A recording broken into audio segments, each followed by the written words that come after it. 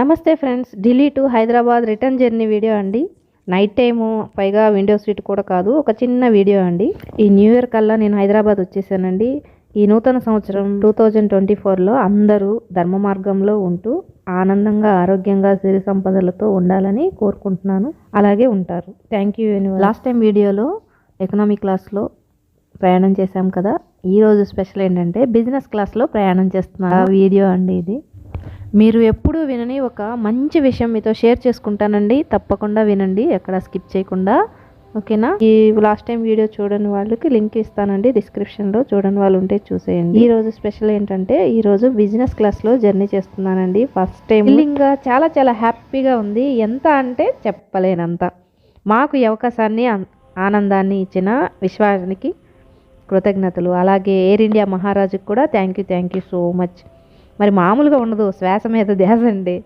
అన్ని మిరాకిల్సే జరుగుతాయి లైఫ్లో. వెనక్కి తిరిగి చూస్తే అన్ని స్వీట్ మెమరీసే ఉంటాయి, అద్భుతాలు జరుగుతాయి. సుభాష్ పత్రి గారు చెప్పిన విధంగా నేను శ్వాస మీద ధ్యాస డైలీ నేను ఎర్లీ మార్నింగ్ 3:30 to 4:30 మెడిటేషన్ చేస్తానండి. అది నా టైం.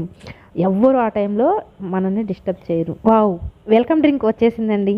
ఫ్లైట్లో కూర్చొని అలా డ్రింక్ తాగుతూ ఆ అనుభూతి చాలా చాలా బాగుంది. Thank you pomegranate. అలాగే ప్రతి దానికి మనం గ్రాటిట్యూడ్ తెలియచేయాలి.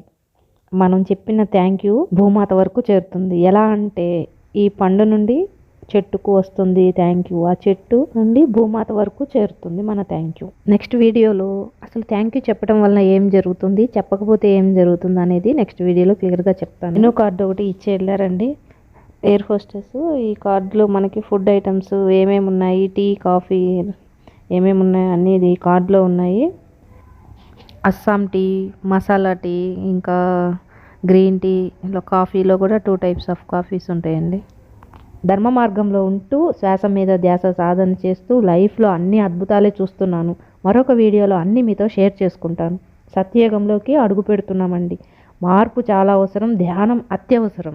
నేనైతే వెజిటేరియన్ ఫుడ్ తీసుకున్నాను. తందూరి ఆలు and baby corn pepper fry అంట. చూద్దాం టేస్ట్ అని అది ఆర్డర్ ఇచ్చాను. వాళ్ళే వచ్చి మన దగ్గర ఆర్డర్ తీసుకొని వెళ్తారండి.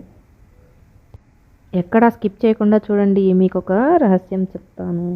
అది ఏంటంటే అసలు ధర్మం అంటే ఏంటి అని అడుగుతున్నారు. ఒక ఎగ్జాంపుల్కి, ఒక రైతు పంటలు బాగా పండాలి అని కెమికల్స్, మందులు చల్లి తన మంచి దిగుబడితో తన పిల్లల్ని బాగా చూసుకోవాలి అనుకుంటాడు. దానివలన అది ఆ పంటలను తిన్న చాలామంది బిడ్డలకు బయట తిన్న వారందరికీ హాని చేస్తున్నాడు అని తనకి తెలియదు. ధర్మం కాదు, అది ధర్మం కాదు. తన ఫ్యామిలీ కోసం మాత్రమే ఇతరులను ఇబ్బంది పెట్టడం ధర్మం కాదు. ఆ సంపద నిలబడదు. పైగా ఆ పంట తిన్నవారు బాధలకు గురి అయితే వాటికి కర్మను కూడా అనుభవించవలసి వస్తుంది. మందులు, కెమికల్స్ వాడకుండా ఆర్గానిక్ పద్ధతుల్లో సేవ్ సాయిల్ అంటూ మన సద్గురు చెప్పిన వీడియోస్ చూస్తే సరిపోతుంది.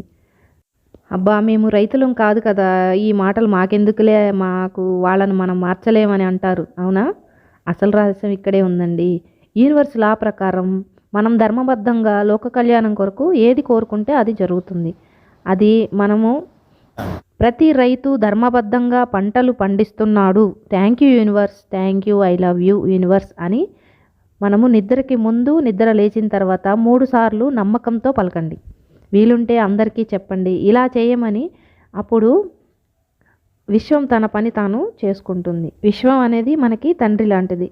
నేను, నా ఫ్యామిలీ అనే కాకుండా విశ్వం కొరకు పనిచేస్తే మన జీవితంలో అద్భుతాలు చూస్తాము. ఓకేనా? అబ్బా, ఏంటమ్మా ఈ ఫుడ్ తినటం కూడా ఒక అద్భుతమేనా అని అనొద్దు. మీతో ఏదో ఒకటి మాట్లాడటానికి ఏదో ఒక వీడియో కావాలని ఈ వీడియో పోస్ట్ చేస్తున్నాను. వీడియో కంటే ఆడియో ముఖ్యమండి. ఆడియో వినండి. 4 సార్లు వింటే మీకు అర్థమవుతుంది. ఇక్కడ మీకు ఒక డౌట్ రావచ్చు, విశ్వమే అన్ని మంచి పనులు చేస్తూ పోవచ్చు కదండి అని. ఈ భూమి మీద ఆలోచనల ప్రకంపనాలను అనుసరించే యూనివర్స్ లా పనిచేస్తుంది. మరి ఈ యూనివర్స్ లా గురించి చెప్పాలంటే ఇంకొక పెద్ద వీడియో.